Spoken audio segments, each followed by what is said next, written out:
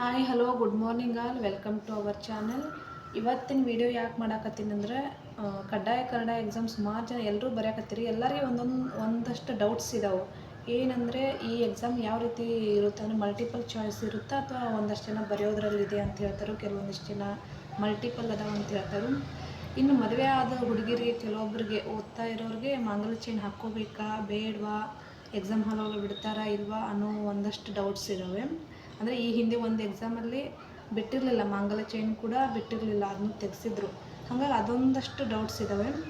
ಇನ್ನೂ ಒಂದಷ್ಟು ಡೌಟ್ಸ್ ಇರ್ಬೋದು. ಸೊ ಅದಕ್ಕೋಸ್ಕರ ಈ ವಿಡಿಯೋ ಮಾಡ್ತಿರೋದು. ಯಾರ್ಯಾರು ವಿಲೇಜ್ ಅಕೌಂಟೆಂಟ್ ಎಕ್ಸಾಮ್ ಬರೆಯಕತ್ತೀರಿ, ನಿಮ್ಮ ಮನೇಲಿ ನಿಮ್ಮ ಫ್ರೆಂಡ್ಸು ಸಿಸ್ಟರ್ಸು ಬ್ರದರ್ಸ್ ಯಾರ್ಯಾರು ಬರೀತಾರೋ ಅವ್ರಿಗೆಲ್ರಿಗೂ ಈ ವಿಡಿಯೋನ ಶೇರ್ ಮಾಡಿರಿ, ಅವ್ರಿಗೆ ಹೆಲ್ಪ್ ಆಗುತ್ತೆ. ಮತ್ತು ಆ ಎಕ್ಸಾಮ್ ಹಾಲ್ಗೆ ಆ ಟೈಮಲ್ಲಿ ಹೋಗಿ ಅವಾಗ ಕನ್ಫ್ಯೂಸ್ ಆಗಿ ಸುಮ್ಮನೆ ಟೈಮ್ ವೇಸ್ಟ್ ಮಾಡ್ಕೋದು ಬೇಡ ಅಂತ ಅಷ್ಟೇ. ಫಸ್ಟು ಈ ಎಕ್ಸಾಮು KA ನಡೆಸ್ತಾರೆ. ವಿಲೇಜ್ ಅಕೌಂಟ್ VAO ಎಕ್ಸಾಮ್ ಯಾರು ಬರೀತಿದ್ದೀರಿ ಆ ಎಕ್ಸಾಮ್ನ KA ಡಿಪಾರ್ಟ್ಮೆಂಟ್ದವ್ರು ನಡೆಸ್ತಾರೆ. ಅವ್ರಿಗೆ ನಡೆಸುವಂಥ ಕಡ್ಡಾಯ ಕನ್ನಡ ಎಕ್ಸಾಮ್ಸು ಮಲ್ಟಿಪಲ್ ಚಾಯ್ಸಲ್ಲೇ ಇರ್ತವೆ, ಬರೆಯೋದಿರಲ್ಲ. ಫಸ್ಟ್ ಅದನ್ನೊಂದು ಕ್ಲಿಯರ್ ಮಾಡ್ಕೊರಿ, ಬರೆಯೋದಿರಲ್ಲ, ಮಲ್ಟಿಪಲ್ ಚಾಯ್ಸೇ ಇರೋದಿದು. ಮತ್ತು ಎಲ್ಲರೂ ಈ ಎಕ್ಸಾಮ್ ಕಂಪಲ್ಸರಿಯಾಗಿ ಬರೀಬೇಕು. ಈ ಹಿಂದೆ ಯಾರ್ಯಾರು ಬರೆದಿದ್ದೀರಿ ಅವರು ಕೂಡ ಬರೀಬೇಕು. ಇದನ್ನು ವಿಲೇಜ್ ಅಕೌಂಟೆಂಟ್ ಅಪ್ಲಿಕೇಶನ್ ಯಾರ್ಯಾರು ಹಾಕಿದಿರಿ, ಯಾರ್ಯಾರಿಗೆ ಹಾಲ್ ಟಿಕೆಟ್ ಬಂದಿದೆ ಅವರೆಲ್ಲರೂ ಕೂಡ ಈ ಎಕ್ಸಾಮ್ ಬರೀಲೇಬೇಕು. ಎಷ್ಟು 35 ಮಾರ್ಕ್ಸ್ ನೀವು ಕರೆಕ್ಟಾಗಿ ಟಿಕ್ ಹಾಕಬೇಕು. ಅಂದರೆ ನಿಮ್ಗೆ 52 ಮಾರ್ಕ್ಸ್ ನೀವು ತೆಗೆದ್ರೆ ಕ್ವಾಲಿಫೈ ಆಗ್ತೀರಿ. 150 ಮಾರ್ಕ್ಸಿಗೆ ಇರುತ್ತೆ, 50 ಮಾರ್ಕ್ಸ್ 50 ಮೇಲೆ ತೊಗೋಬೇಕು. ಫಸ್ಟ್ ಇದು ಕ್ಲಿಯರ್ ಆಯಿತು. ಇನ್ನೊಂದು ಏನಂದರೆ ಡ್ರೆಸ್ ಕೋಡ್ ಬಗ್ಗೆ. ಡ್ರೆಸ್ಸು ಬಾಯ್ಸ್ ಆಗಿರ್ಬೋದು ಲೇಡೀಸ್ ಆಗಿರ್ಬೋದು ಉದ್ದ ತೋಳಿಂದು ಫುಲ್ ಸ್ಲೀವ್ಸ್ ಬಟ್ಟೆ ಹಾಕೋಂಗಿಲ್ಲ, ಹಾಫ್ ಸ್ಲೀವ್ಸ್ ಅಷ್ಟೇ ಹಾಕೋಬೇಕು. ಫುಲ್ ತೋಳಿಂದು ಫುಲ್ ದಪ್ಪ ಇರೋ ಬಟ್ಟೆ ಮತ್ತು ಲೇಡೀಸ್ ಫುಲ್ ವರ್ಕ್ ಇರುವಂಥ ಎಂಬ್ರಾಯ್ಡ್ರಿ ವರ್ಕ್ ಇರುವಂಥ ಚೂಡಿದಾರ್ ಫುಲ್ ಹೆವಿ ಡ್ರೆಸ್ಗಳು ಹಾಕೋಂಗಿಲ್ಲ. ಫುಲ್ಲು ಲೈಟ್ ವೇಟು ಸಿಂಪಲ್ ಆಗಿರೋ ಬಟ್ಟೆ ಹಾಕ್ಕೋಬೇಕು. ಫುಲ್ ತೋಳಿನ ಬಟ್ಟೆ ಹಾಕೋಂಗಿಲ್ಲ, ಹಾಫ್ ಸ್ಲೀವ್ಸ್ ಅಷ್ಟೇ ಹಾಕ್ಕೋಬೇಕು.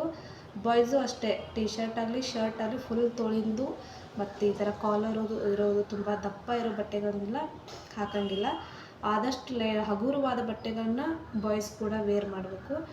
ಮೇಯ್ನಾಗಿ ಶೂಸ್ ಹಾಕೋಂಗಿಲ್ಲ. ಎಕ್ಸಾಮ್ ಹಾಲ್ ಒಳಗಡೆ ಬಿಡೋದೇ ಇಲ್ಲ ಶೂಸ್ ಹಾಕ್ಕೊಂಡ್ರೆ. ಬಾಯ್ಸ್ ಆಯ್ತು ಲೇಡೀಸ್ ಆಯ್ತು ಯಾರೂ ಶೂಸ್ ಈ ಥರ ಕಸಿ ಕಟ್ಟಿ ಆ ಥರ ಶೂಸ್ಗಳನ್ನ ಹಾಕೋಕ್ಕೆ ಹೋಗಬಾರ್ದು. ಮತ್ತು ಲೇಡೀಸ್ ಹೀಲ್ಸ್ ಯಾರ್ಯಾರು ಸ್ಲಿಪ್ಪರ್ ಹಾಕ್ಕೋತೀರಿ, ಹೀಲ್ಸ್ ಸ್ಲಿಪ್ಪರ್ ಹಾಕೋಂಗಿಲ್ಲ. ಫ್ಲ್ಯಾಟ್ ಆಗಿರೋ ಸ್ಲಿಪ್ಪರ್ಸ್ ಅಷ್ಟೇ ಹಾಕ್ಕೋಬೇಕು, ಹೀಲ್ಸ್ ಹಾಕೋಂಗಿಲ್ಲ. ಮತ್ತು ಒಂದಷ್ಟು ಜನ ಲೇಡೀಸು ಮಾಂಗಲ್ಯ ಚೈನ್ ಹಾಕ್ಕೋಬೇಕಾ ಮದುವೆ ಆದವರು. ಮಾಂಗಲ್ಯ ಚೈನ್ ಈಗ ಹಿಂದೆ ಒಂದು ಎಕ್ಸಾಮಲ್ಲಿ ಪಬ್ಲಿಕ್ ಆಗಿತ್ತು, ಹಾಕ್ಕೊಳ್ಳೋಕೆ ಬಿಟ್ಟಿರಲಿಲ್ಲ. ಹಾಗಾಗಿ ಈ ಸರಿ ಅದಕ್ಕೊಂದು ಕನ್ಸೆಷನ್ ಕೊಟ್ಟಿದ್ದಾರೆ. ಮಾಂಗಲ್ಯ ಚೈನು ಮತ್ತು ಕಾಲುಂಗ್ರ ಎರಡನ್ನೂ ನೀವು ಹಾಕ್ಕೋಬೋದು. ಅವು ಎರಡನ್ನ ಬಿಟ್ಟು ಬೇರೆ ಯಾವುದೇ ಆಭರಣಗಳನ್ನ ಹಾಕೋಂಗಿಲ್ಲ. ಕಿವಿ ಓಲೆ ಇರ್ಬೋದು, ಬಳೆ ಇರ್ಬೋದು, ಕಾಲು ಚೈನು ಮತ್ತು ಕತ್ತು ಚೈನ್ ಇರ್ಬೋದು, ಯಾವುದೇ ಆಭರಣಗಳನ್ನ ಯಾವುದೇ ಲೋಹದ ಆಭರಣಗಳನ್ನ ಯಾರೂ ಕೂಡ ಧರಿಸೋ ಹಾಗಿಲ್ಲ. ಬಾಯ್ಸು ಕೂಡ ಕೆಲವೊಬ್ರು ಕೈಗೆ ಖಡ್ಗ ಎಲ್ಲ ಹಾಕ್ಕೊಂಡಿರ್ತಾರೆ. ಖಡ್ಗ ಮತ್ತು ಬಾಯ್ಸ್ ಹಾಕೋದು ಕಮ್ಮಿ, ಚೈನು ಓಲೆ ಕೆಲವೊಬ್ರು ಹಾಕಿರ್ತಾರೆ. ಅದು ಯಾವುದೂ ಕೂಡ ಒಳಗಡೆ ಬಿಡಲ್ಲ, ಯಾವುದೇ ಆಭರಣಗಳನ್ನು ಹಾಕೋಂಗಿಲ್ಲ. ಲೇಡೀಸ್ ಚೈನ್ ಒಂದು ಬಿಟ್ಟು ಮಾಂಗಲ್ಯ ಸರ ಮತ್ತು ಕಾಲುಂಗ್ರ ಅಷ್ಟೇ ಹಾಕ್ಕೋಬೋದು. ಅದು ಬಿಟ್ಟು ಬಳೆ ಮತ್ತು ಕಿವಿ ಓಲೆ ಇವನ್ನೆಲ್ಲ ನೀವು ಮನೆಯಲ್ಲೇ ತೆಗೆದಿಟ್ಟು ಹೋಗೋದು ತುಂಬ ಒಳ್ಳೆಯದು. ಮತ್ತು ಅಲ್ಲಿ ಹೋಗಿ ಅಲ್ಲಿ ತೆಗೆದು ನಿಮ್ಮ ಜೊತೆ ಯಾರಾದರೂ ಬಂದಿರ್ತಾರೆ, ಇವಾಗ ಕೆಲವೊಬ್ರು ಒಬ್ಬೊಬ್ಬರೇ ಬರೆಯೋಕೆ ಒಬ್ಬರೇ ಹೋಗಿರ್ತೀರಿ.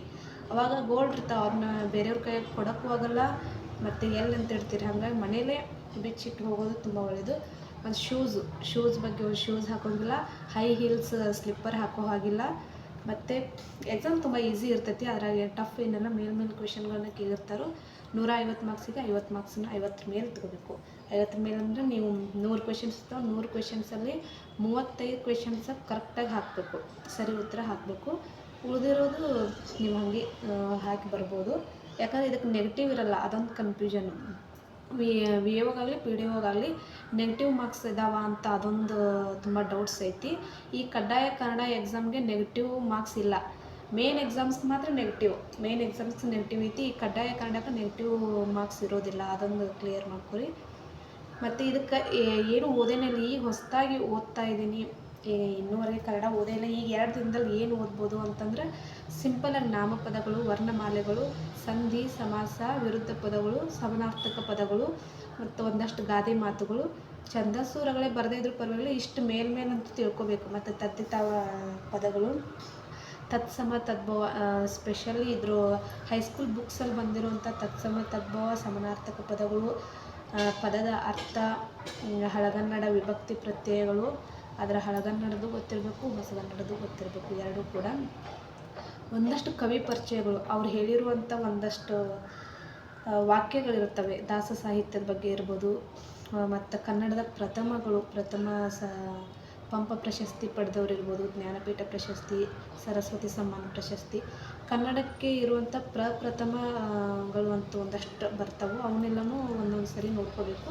ಕನ್ನಡ ಸಾಹಿತ್ಯ ಚರಿತ್ರೆಯ ಒಂದಷ್ಟು ಕವಿ ಪರಿಚಯಗಳು, ಮೇಯ್ನಾಗಿ ಹೈಸ್ಕೂಲ್ ಬುಕ್ಸಲ್ಲಿ, ಕನ್ನಡ ಬುಕ್ಸಲ್ಲಿರುವಂಥ ಕವಿ ಪರಿಚಯಗಳನ್ನು ನೋಡ್ಕೋಬೇಕು. ಇವತ್ತಿನ ವಿಡಿಯೋ ಇಷ್ಟ ಆಗಿತ್ತು. ಯಾರ್ಯಾರಿಗೆ ಇಷ್ಟ ಆಗೈತಿ ಲೈಕ್ ಮಾಡಿರಿ, ಸಬ್ಸ್ಕ್ರೈಬ್ ಮಾಡಿರಿ, ಶೇರ್ ಮಾಡಿರಿ. Thank you all.